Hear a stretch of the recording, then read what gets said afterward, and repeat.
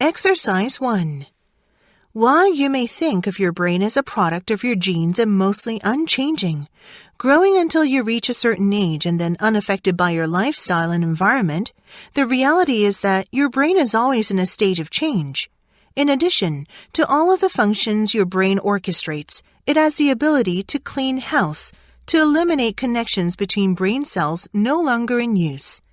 Imagine if your closet could clean itself out, disposing of any clothes you haven't worn in a while and automatically refilling itself with new clothes based on your changing preferences and desires. That's a lot like what your brain can do. Every second of every day, your brain assesses the connections between brain cells to determine if they have been used in a while. If they haven't, it dismantles them to make room for new connections. If they are in use, it strengthens these connections for future use. Exercise 2. As a young man, I went on a recreational fossil hunt in the Badlands of Alberta, a famous dinosaur site in Canada.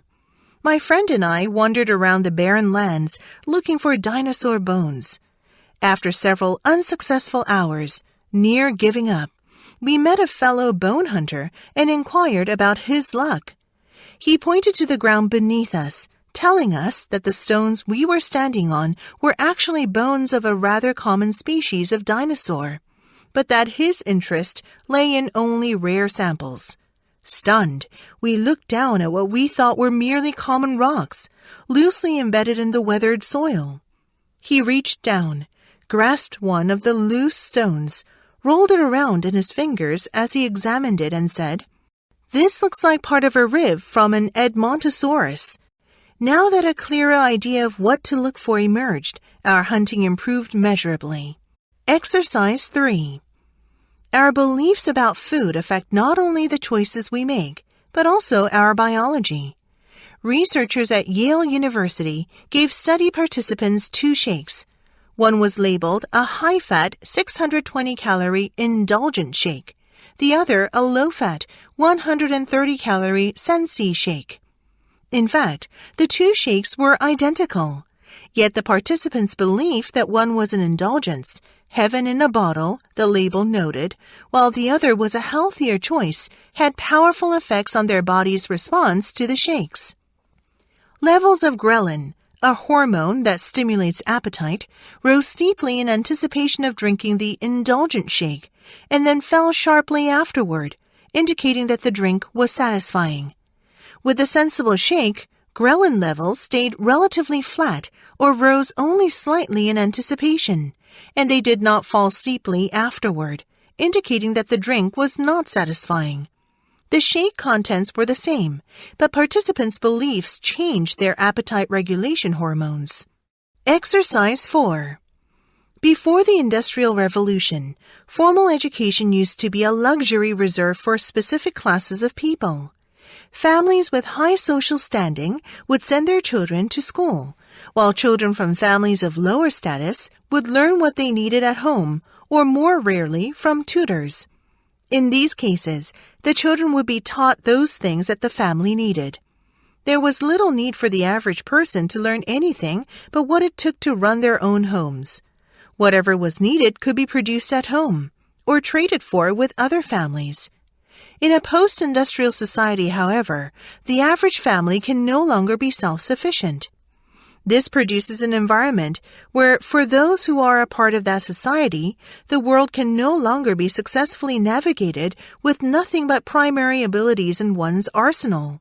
Rather, this industrialized world requires secondary knowledge, which is typically acquired in a formal educational setting, like a school. Exercise 5. Norms make our interactions with others reasonably predictable. Americans expect that when they extend a hand to another person, the person will grasp it and a brief handshake will follow. They would be shocked if they held out their hand and the other person grabbed it and spit on it or wouldn't let go.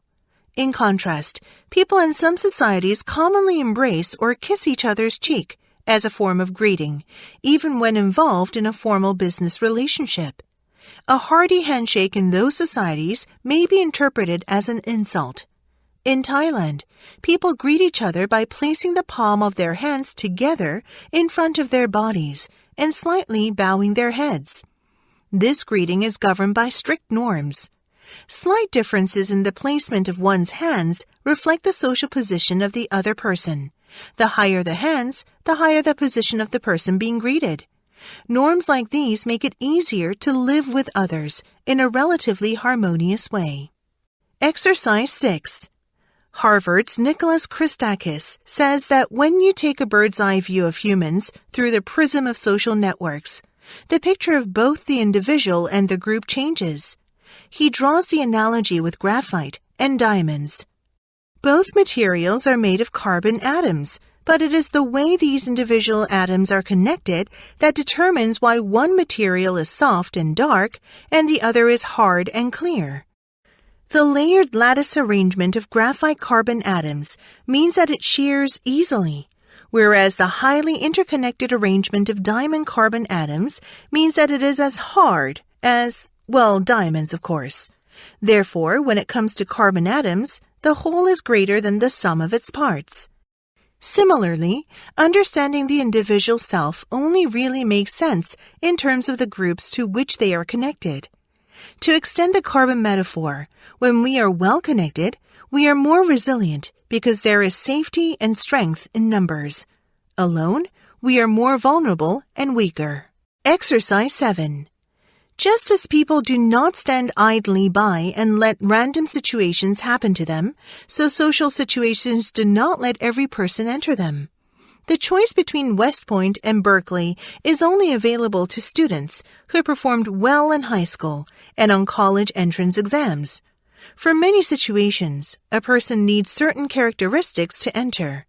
The high school freshman who is taller than average may be recruited for basketball training, for example, whereas a friend who is better than average at mathematics and sciences may be recruited for honors classes.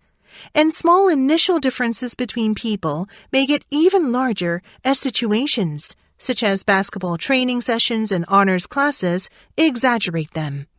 At the end of their senior year, the differences between the students are likely to be much greater than they were originally. Thus, situation and person mutually shape and choose one another in a continuing cycle. Exercise 8. The Romans used many highly flavored herbs and spices, and it seems that they liked their food to have a highly complex and strong taste. One of the reasons for this might involve, but not overcome, a food safety issue. The Romans used lead to line many of their cooking and storage vessels. A lot of their food was quite acid, and therefore dissolved the lead. It is clear from studies on Roman bones that they had a high body burden of lead, and indeed many of them must have been suffering from chronic lead poisoning. One of the symptoms of lead poisoning is altered taste, often with a metallic taste in the mouth. Perhaps they tried to disguise the metallic taste with strong herbs and spices, or perhaps their sense of taste was so poor due to lead poisoning that the only way that they could taste anything was to make it incredibly highly flavored. Their desire for highly spiced food, for whatever reason, had a good knock-on effect. Many herbs and spices contain antibacterial chemicals, and so their inclusion at high concentrations in Roman food probably reduced pathogen levels.